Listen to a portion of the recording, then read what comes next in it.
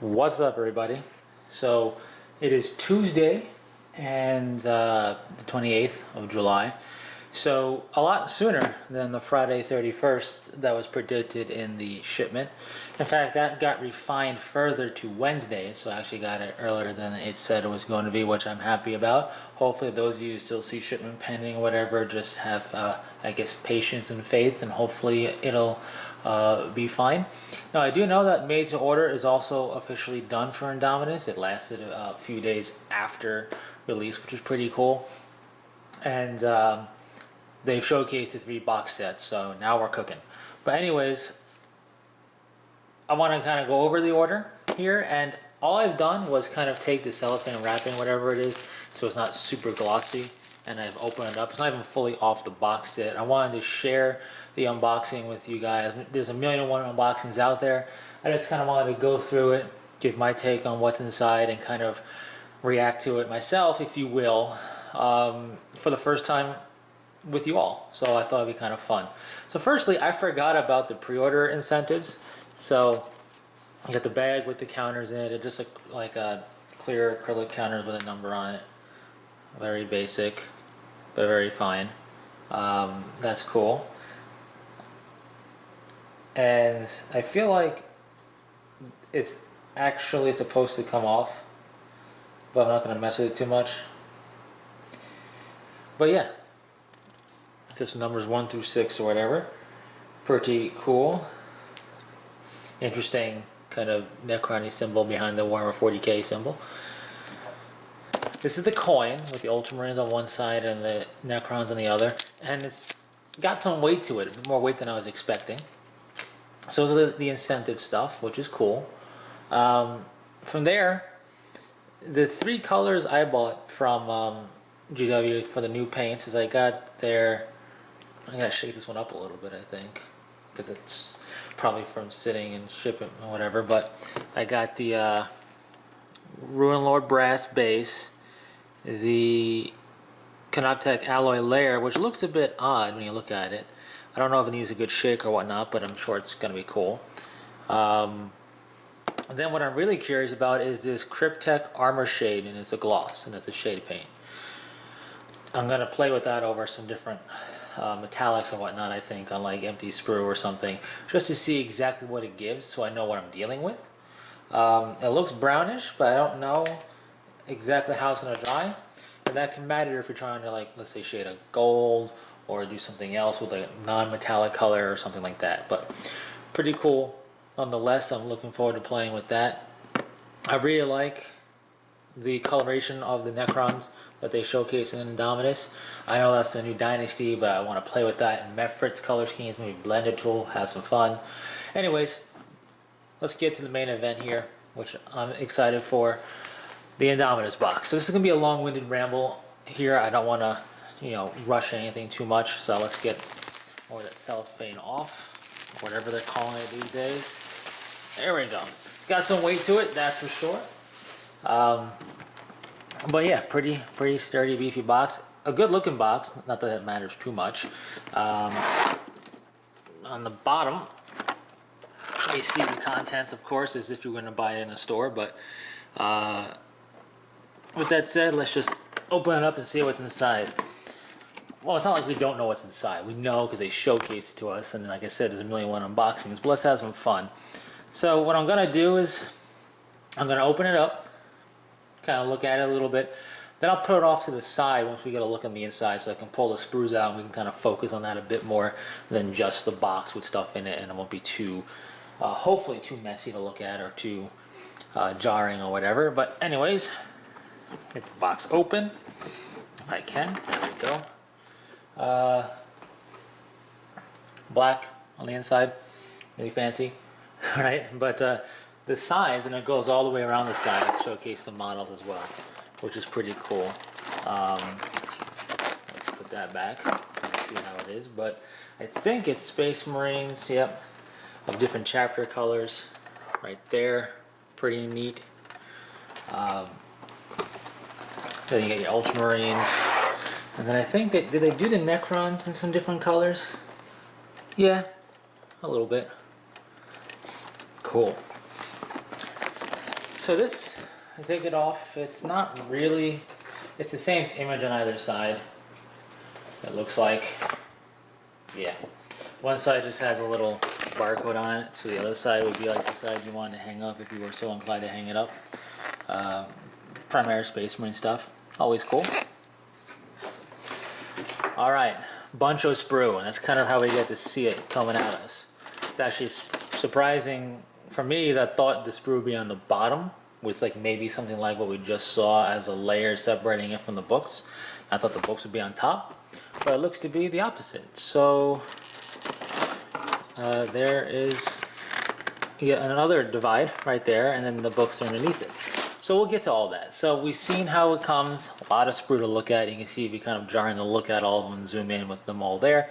So I'm going to slide this off to the side, and we're going to look at each of the sprues a bit. That's a very long sprue there. Clearly these are the Outrider bikes.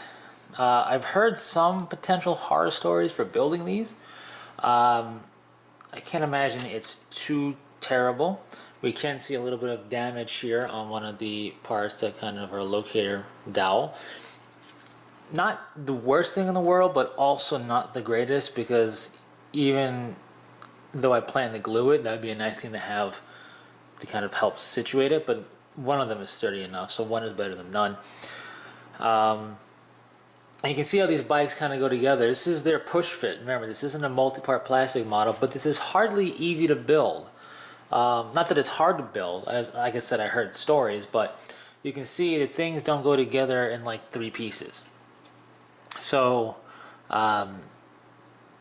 you get some chain swords, Astartes chain swords. Legs are part of the bike, and then another part of the bike. It kind of clamshells on itself as you would expect, with different body pieces. Not bad, interesting. Because it's basically push fit, the wheels are not free spinning. In fact, they're not even full wheels like they are on the traditional bikes. If this gets a multi-part plastic kit, it probably will be. We'll see though. I will say that is one nice thing about the current Astartes bikes and Ravenwing bikes, because the wheels are separate. The way I've always glued them is basically leaving the wheels free spinning. Not that it matters, because then I glue the wheels to the base. But it adds your mind can see and go, yes, the wheel is a separate entity from the, or the tire and wheel is a separate entity from the fender or whatever. But it still, this will look fine. So that'll be fun. So that is the Outrider sprue.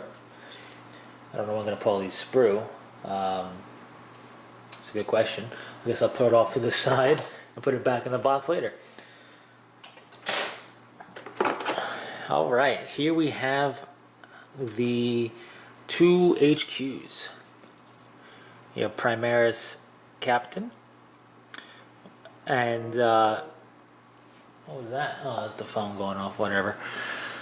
The base is you know, sculpted 3D base, whatever. But I do like how the Necron is not a part of the base. It can glue onto it, obviously, but it doesn't need to. So you can easily leave it off. And what I plan to do is put them on the base of the Cryptek, not the Cryptek, the Canoptek Walker thingy. There are your head options, as they mentioned. You get the bear head, the helmet fully locked in place, and then the one we've seen with the helmet visor up. Pretty cool. And then you could do probably a decent arm swap if you wanted to, because here's the power sword arm, all one piece. The Storm Shield arm goes together with, you know, ends at the wrist basically, but it's meant to really locate here. So you could maybe get away with doing a weapon swap there if you wanted to, but I mean the whole point is to have the Storm Shield, which has the skeleton off of it. You still have to put the skeleton on it because part of it is on there, but it does come as a separate piece. Which, if you really are wanting to get super specific with painting, that's a good thing. You can get all the details and then put it together. The Necron Overlord goes together pretty easily enough. It doesn't seem too difficult. Just dry fit it before you give your final cinch down. The Tesseract, the Tachyon arrow, I'm always a fan of, so that's cool. But yeah, as far as HQs go, they seem probably some of the more easier stuff to put together if you just take your time with it. Who are these guys? These are your was it intercessor assaults. Some of them. So these guys are also pretty easy to kind of figure out what parts go to what. The back of the torso and the front of the torso. Then you connect them together and you get your torso and your legs.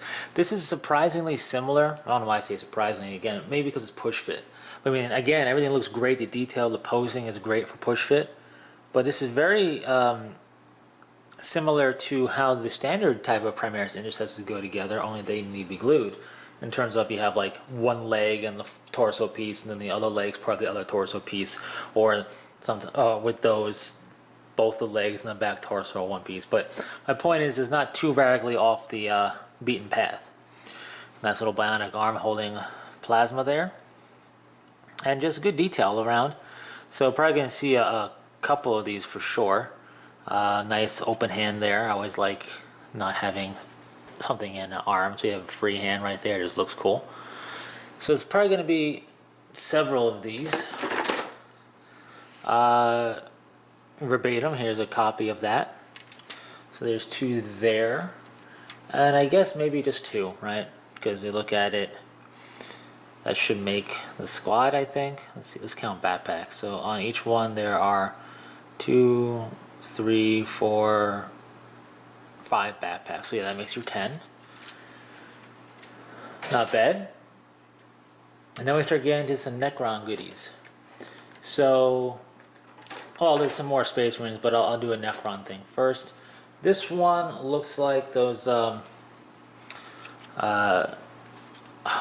name escapes me now, the destroyers that, not the Scorpec Lord, but like the smaller guys. Again, being push fit, we don't really have weapon options per se, but I imagine they'll be getting a kit where you do. So, looking at this Necron stuff, and we'll see more later, you definitely want to make use of the assembly instruction booklet that's a part of this box. Because now we're getting into territory where it's like, excuse me, are you sure you're push fit? But it looks like, yes, it is sure it's push fit. It's the Necrons additionally, definitely I feel pushing the boundary of push fit insofar as you probably want to glue it for sure with some of these parts. But I like the weapons integrated into the armor and whatnot. Menacing, very Necron-y. The detail looks great. There's your plasma sight dude right there. Decent size actually. If that, I believe that's the plasma sight guy. I thought it would be a bit smaller to be honest, but yeah, there it is. And there's the other half of it that it glues onto. Cool. So those are your small Scorpec destroyer guys. I'll try and keep the Necron's bits and the, not that it matters, I can tell, but I'll try to keep them separate from the Space Marines. So speaking Space Marine and Necron, here are your lieutenants. Your Royal Warden for the Necron and your Primaris Lieutenant with the awesome Volkite pistol, Neo Volkite pistol, whatever. The sword bit is completely separate. It's got a big locator pin, but that's very easy to cut off and clip off and then do what you want with it if you so desire to. Just keep in mind it kind of is meant to locate into a specific part of this model, so you have to deal with that if you want to for some reason do some conversions. But cool piece, seems pretty straightforward to go together. And also you could probably steal this arm and put it on something else if you so desired, and then just put something else in place of it. But I'm not going to get too hung up on talking conversions and kit bashings here. I just want to talk about, I guess, the kit itself, the models. Your Royal Warden goes together pretty straightforward, it looks like, with this cool half cloaky thingy of metal. Your Necron Lieutenant. And yes, Lieutenants were part of the old school gaming editions as well. Then but it kind of faded away. And as you might have saw in the in some of the older codices, if you got your hands on them, you had multi-tiers to your HQ. Your Captain HQ was, maybe it's just called a hero. They didn't have a leader, a hero, and a force commander. And that's 3 different stats. the very basic stat you could say is like a lieutenant. And then we kind of lost that. And then the Cadre Fireblade happened with the Tau. And then after that, we really got it, going on with the Primaris Lieutenants. Then we got a Royal Warden. We got a Sisters of Battle coming and so on. Anyways, looks like we're going to be seeing them spread out throughout the forces, which is cool. But that is a tangent. So really good looking sprue in terms of clean, concise. Haven't really, aside from like a little locator pin problem with the Outriders, I haven't seen a real issue yet, which is good. So let's see here. These are Necron Warriors. So 2 big Necron Warrior sprue. So again, now that the Necron Warriors do have weapon options for the first time, I'm sure when they eventually get a multi-port plastic kit, and I think they will because of the weapon options, we will see a good variety there. So it definitely looks like this makes 10 and then another one makes 10, I'm assuming. I'm not entirely certain because there's a lot of weapons on here. Maybe this is the kit that we're going to get it because it looks to be a decent amount of weapon options. So if we look at the actual bodies, we got 3 on this sprue. I'm talking legs and stuff. Then we got 3, 6, 7, 10. So we have 10 per sprue of bodies for Necrons, but we have way more than 10 guns. We got 3, 4, 5, 6, 7, 8, 9, 10. And yeah, it doesn't look like they're halvesies. So it looks like we get a lot of options here. So this might indeed be just turned to a sprue later on, who knows. It does come just like the old school Necron Warrior kit or the Necron Warrior kit up until these guys came out with the Kinetic Scarabs. Let me get this out of the way so it's a bit easier to focus. But yeah, we've seen these guys painted up from GW up close. They look really good. A lot of personable nature to them in terms of being damaged and some more pristine than others. I'm all cool with that. My only hope is that maybe we'll see a kit where you can build them all pristine or all damaged if you want, like enough extra bits or removal of bits that way. But I like the different bases for the way the scarabs can go on a base is more dynamic than what they were in the past. So that's cool. Yeah, and that's your Necron Warriors. 20 of them on 2 big sprues.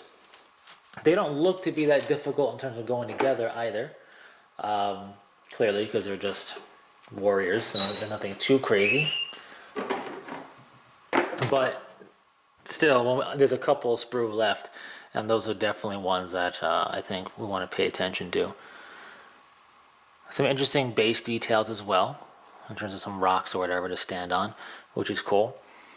Should be a lot of fun. And being push fit, it's a little bit of a less daunting process to build. It's still a decent amount of pieces, but they seem to go together in a more or less a very straightforward manner, which is always good. So, with that said, we have the Scorpec Lord body and legs and everything, as well as the Canoptech walking thing and this Cryptech guy, which I forget the name of. It looks like we basically have the rest of the Necron stuff here. The Crypto Thrall or whatever, and the Cryptech, Scorpec Lord, Walker guy, because that's what I call it. But looks cool. This is definitely where we want to break out the instruction booklet to figure out what the heck goes to what. Now these tall legs are definitely in the Canoptech Walker. And then this stuff over here is for the Scorpec Lord. Not gonna lie, just the way the pictures were with the Scorpec Lord, I thought his torso would be a little bit wider. I mean, obviously the back is, but I thought it'd just be a little bit bigger, but still very cool looking. Looking forward to seeing that, putting that together and having some fun with it. But yeah, we get your really eerily floaty Plasmancer, I believe it was. Um, he's a cryptic, a form of cryptic, so that I know that for sure. But this is definitely a case of I would want to personally paint these in stages before putting together and putting the armor on or whatever for these Necron guys, and want definitely the instruction booklet to go along with it. So cool stuff. And then lastly, we have some Space Marines, of course. So we have the Eradicators. There's 3 of them. You can see some of their stuff going on here. We have the Blade Guard Veteran, which are getting a multi-part plastic kit. We know that. We saw that. They told us that relatively recently. So they're kind of intermingled together. We have our Chaplain with his awesome Crozius right there. And parts of him there. Of course, the Blade Guard Ancient with his awesome banner there and pieces. And yeah, I believe that's the rest of it, right? Because when it comes to HQs, oh, the Judicaire is somewhere in here. I can't believe I forgot about that. It's hard to tell when everything's in pieces. You gotta look for the big sword. There's the big sword. And it is quite a big sword bit, to be honest. So, yeah, the Judicaire is somewhere in here. Here's the bit that's been kind of making the memes for the Chaplain, I believe. You know, the way they got the head and part of the leg together. A very weird combination of bits, to be honest with you. But you put that together with the rest of the body, and boom, you get a good looking Chaplain. So there's that. But yeah, Blade Guard Veterans, Blade Guard Ancient, Judicaire, Chaplain, and the Eradicators all on this sprue. Very clearly not the final sprue if they were to become their own kits. And I would definitely look at Blade Guard Veteran kits coming, or a full-blown multi-part plastic kit for that. So that means the Eradicator is probably getting a kit as well. And then if these things come piecemeal, maybe even the Blade Guard Ancient comes with the Blade Guard Veterans. I don't know. But good looking sprue. Some of the more complicated Space Marine looking ones in the form of the Chaplain, really, and some of the Eradicator stuff, but still not that difficult to figure out. Again, we have the instruction booklet. Definitely going to make use of that. Looking forward to building some Eradicators, though. And that's all the sprue. That's 61 miniatures we just looked through. So we get another divide, the same divide as before, in the box. Pretty cool looking. And now we get some extra stuff. And by extra stuff, I mean stuff. So there's a little compartment in here that's supposed to have the bases, but they kind of free-formed out of there. But here's one of them, one of the oval bases. A decently sized base. So that's going to be fun, because remember, all these models need bases. Don't forget that, and don't forget to do them up once you run. A little bit of a specialty, what's the word I'm looking for? Little kind of a display for the Indomitus novel from Gav Thorpe. A little bit of a teaser card or whatever on that, with some cool art on it that we're accustomed to seeing. Alright, so the Edge of Silence is the little kind of narrative. This also has your guide for building your models. I'm going to open this up so we can take a better look at that, specifically that one. But I'll open up and take both out of this bag because I don't need no bag. Anyways, Edge of Silence. We have our unit stuff in there. The Angels of Death. We learn about the chapters. We learn about the Necrons, and the little bit of fluff and all that jazz. Never hurt anybody. Silent Kingdom, Pariah Nexus. We get a good amount of fluff here for sure, which is cool. And then basically everything that is built out of this. So you get what is they calling it? You get the two, yes, Plasmancer. I knew that much. And then you get the Crypto Thrall. Sorry, I was getting some stuff right. Canoptech Reanimator, I keep forgetting its name. But yep, so there we go. And of course the Space Marines don't get as many models, less, but still all showcase for us. So this is a cool little book there. We then get, like I mentioned, your Indomitus instruction booklet, which definitely tells you how to put things together. So I'm really curious about how something like the score pick loader goes together. So they tell you basically what to pick off of the sprue. So looking at the sprue, there should be, yeah, they're numbered, as we've seen probably in other sprues before. But there you go, like 25 and alike. So you just follow along and carefully clip them off. Always dry fit. Assemble to a point, or assemble the full thing if you want to, but I know I'll assemble to a point, paint, move on, and so on. But yep, nice colorized instructions like we've seen in kits before. So nothing too crazy different there, but definitely worthwhile to have for stuff like this guy, the Canontek Reanimator. So good to see. Anyways, I'm getting off of topic here as I drop that book almost. So there's two compartments, and it looks like the other one has the bulk of the bases. So there you go. Sometimes bases are a daunting prospect for people to collect because they kind of maybe just do the models up and they get like 61 models done, and then they go, uh-oh, I gotta base all that.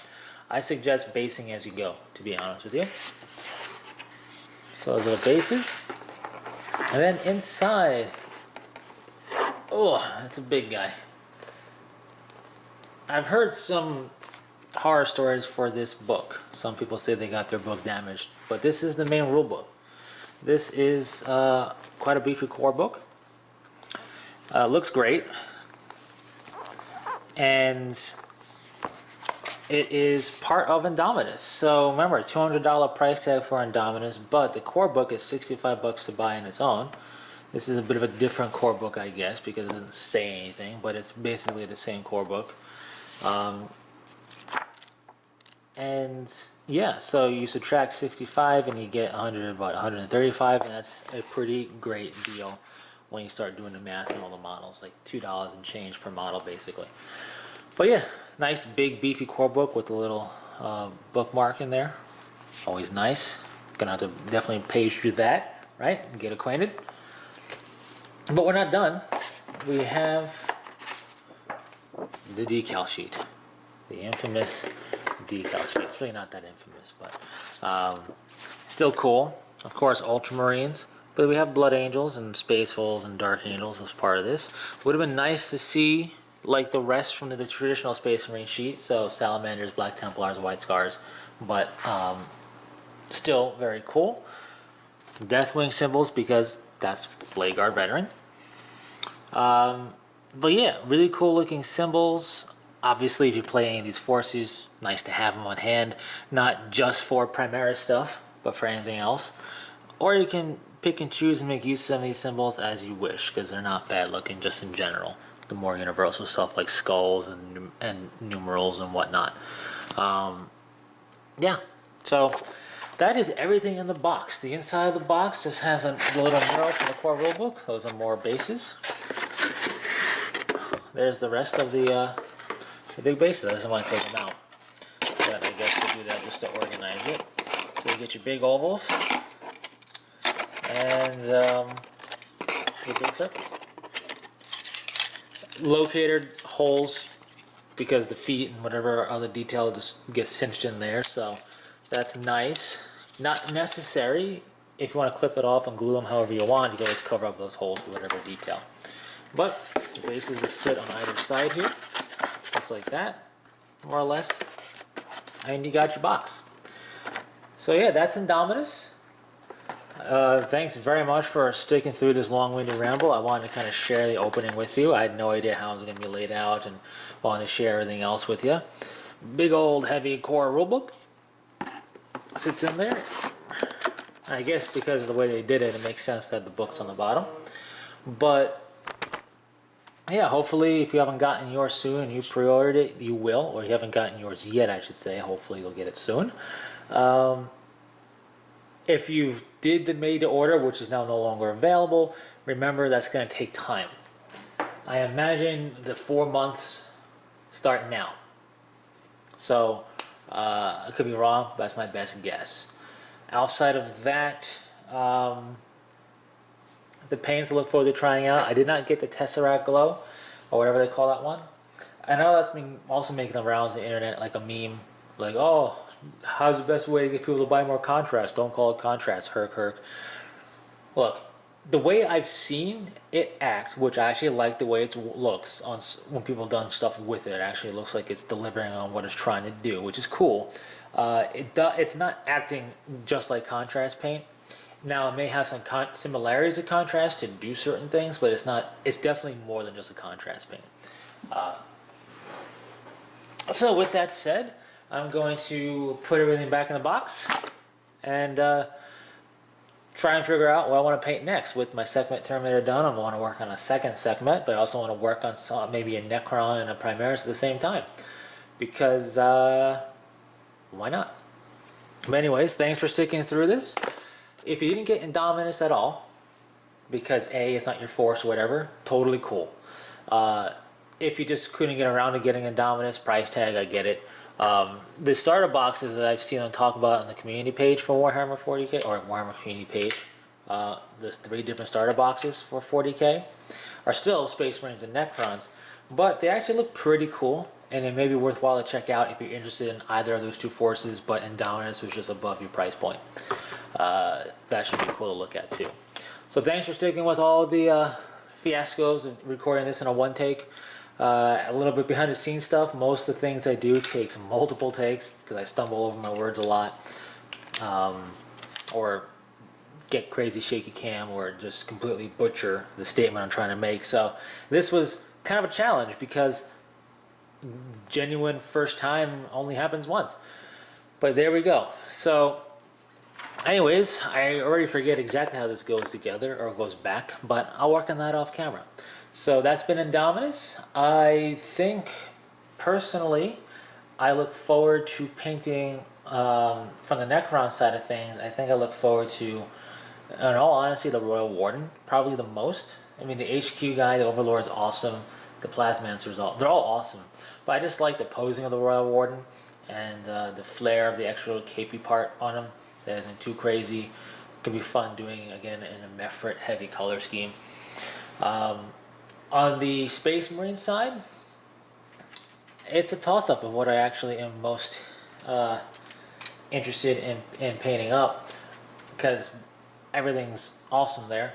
I'm doing this stuff in my DIY color scheme that I want to work on, which is orange using contrast. I think is going to be the way I go, because I have a couple other orange paints I could try if that doesn't work, but they're a little bit more metallic orange or whatnot. Anyway, I'm rambling. My point is, I'll probably just do it once I figure out the color scheme. So I'm going to try it on an intercessor and whatever. I think I'll be looking forward to then the Judicator, actually, just because it's different head on it and whatnot, and it should be some fun. Although I might hold off on him just to see if he comes out as a blister and then buy a second so I can experiment. But anyways, should be a cool time. So what if you bought Indomitus, if you are getting Indomitus, even if it's made to order, what are you most looking forward to collecting or building and painting out of it? Share it in the comment section below. And what's the color scheme you're going to go for? Ultramarines, Zarakan Dynasty, whatever, or something else entirely? Anyways, it's been a long enough, so if you stuck through to the end, massive thumbs up to you. Thanks very much for tuning in and stopping by. This is the 1001 of these, but I thought it'd be fun to kind of do it this way and share the reaction with you all. So I'm stoked. Definitely feeling the fire in my chest to paint things kind of get reignited a bit. It's been a little dull and down, but I think I definitely feel a bit of inspiration for sure, having gone through these sprue. So that's it.